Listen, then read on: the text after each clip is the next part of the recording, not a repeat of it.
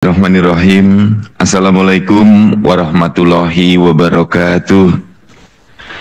Bapak Menteri Dalam Negeri yang kami hormati, terima kasih Bapak atas inisiatif pertemuan pagi hari ini yang sangat bermanfaat bagi kami. Izin Bapak, kemarin pagi saya masih memikirkan banjir Sulawesi Selatan. Pagi hari ini sudah berganti. Alhamdulillah teman-teman dari BKN sudah membriefing saya 2 jam kemarin. Dan Bu Menpan, terima kasih Bapak Menpan, Bapak Ibu semuanya, rekan-rekan para gubernur dan PJ gubernur, rekan-rekan bupati, wali kota, PJ bupati dan PJ wali kota. Perlu saya sampaikan, kita harus memiliki komitmen yang kuat untuk menyelesaikan 1,7 juta pegawai non ASN yang ada saat ini. Nah, kita perlu bersama-sama, sebagaimana disampaikan oleh Bapak Mendagri dan Ibu Menpan tadi, tahapan sekarang itu tahapan seleksi P3K tahap 2 yang masa pendaftarannya sampai dengan 15 Januari. Nah, tolong rekan-rekan yang menggerakkan slide-nya diikuti yang saya sampaikan.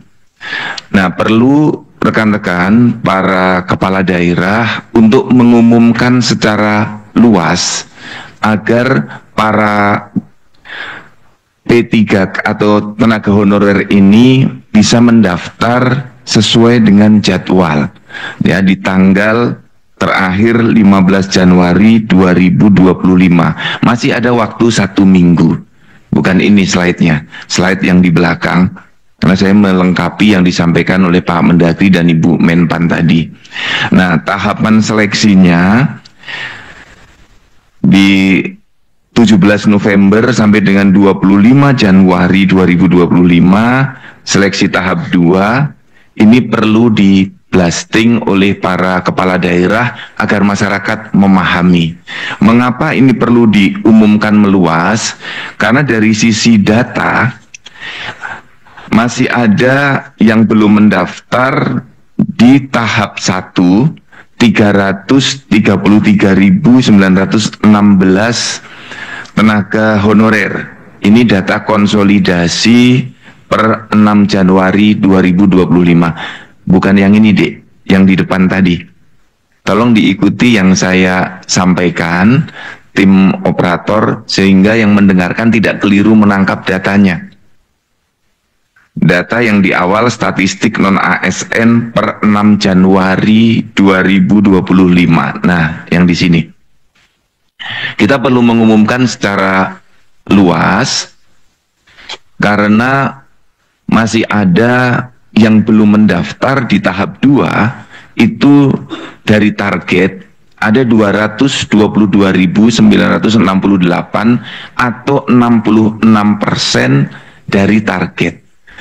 Namun semoga dengan pengumuman kita yang luas, calon peserta kita ini bisa mendaftar, dan kalau memang sudah tidak mau mendaftar, coba dicari tahu sudah bekerja di mana, karena juga bisa jadi ada hambatan mereka tidak mendaftar sehingga formasinya tidak terpenuhi.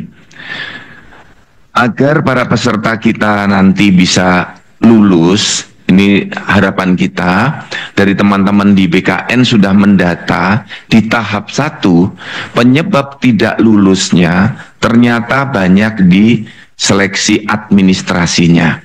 Nah, ini perlu juga masing-masing kepala BKD membuat atau mengumumkan list ini agar tidak terulang. Mengapa mereka tidak lulus? Jadi secara teknis P3K tahap 1 ini Ibu dan Bapak ada 38.291 yang tidak lulus, dan 10 besar penyebab tidak lulusnya ternyata di surat pengalaman kerja tidak sesuai persyaratan.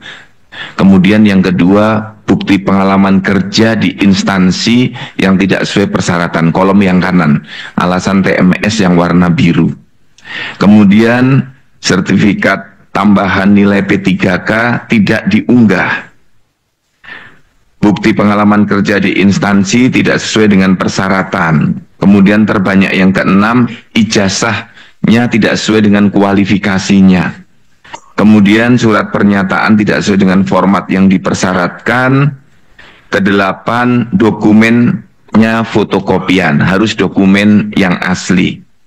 Kemudian transkrip nilai tidak sesuai dengan kualifikasi pendidikan. Dan yang ke-10, surat pengalaman kerja tidak diunggah. Nah, ini 10 besar penyebab gugur atau tidak lolos di administrasinya. Yang perlu saya sampaikan Bapak dan Ibu semuanya, bahwa ini bisa jadi satu pendaftar alasan tidak memenuhi syaratnya lebih dari satu. Nah, kemudian yang TMS CPNS kemarin ada 8.843. Secara teknis ada 10, kami klasifikasikan 10 terbesar penyebab yang tidak lulus. Sama surat lamaran, yang kedua akreditasi perguruan tinggi, yang ketiga surat pernyataan tidak sesuai format yang dipersyaratkan, yang keempat ijazahnya tidak sesuai, kelima transkrip nilainya tidak sesuai dengan kualifikasinya, yang keenam dokumennya fotokopian, yang ketujuh surat pernyataan tidak pindah penempatan, tidak sesuai dengan yang dipersyaratkan, kemudian kedelapan KTP-nya tidak sesuai, ke-9 akreditasi perguruan tinggi, dan yang ke-10 surat pernyataannya tidak di-upload atau tidak diunggah. Ini Bapak dan Ibu semuanya alasan-alasan teknis. Kami nanti dari BKN akan melaksanakan kebijakan-kebijakan yang sudah ditetapkan oleh Bapak Menteri Dalam Negeri dan Ibu Menpan RB. Rekan-rekan semuanya, para kepala daerah, untuk menuntaskan masalah ini kita perlu bersama-sama dengan komitmen yang kuat, dan kita semua sudah menyadari bahwa seringkali dalam kebijakan kita tidak semuanya bisa kita lakukan dengan sempurna karena dengan keterbatasan-keterbatasan yang kita miliki. Yang penting adalah kebijakan ini kebijakan yang optimal yang mampu kita lakukan. Oleh karena itu minta tolong pengumumannya perpanjangan pendaftaran ini untuk disampaikan secara lebih meluas lagi rekan-rekan di daerah. Dan yang kedua, kami dari BKN kalau ada pertanyaan kami menyiapkan waktu untuk melakukan supervisi dan coaching klinik bagi teman-teman untuk kita menyelesaikan P3K ini pendaftaran di tanggal 15 Januari. Setelah itu kami bisa memproses untuk tahapan berikutnya. Demikian Bapak Ibu para kepala daerah, terima kasih atas komitmen yang kuat untuk menyelesaikan seleksi P3K tahap kedua dan P3K secara menyeluruh. Terima kasih Bapak Mendagri, Ibu Menpan. Wassalamualaikum warahmatullahi wabarakatuh.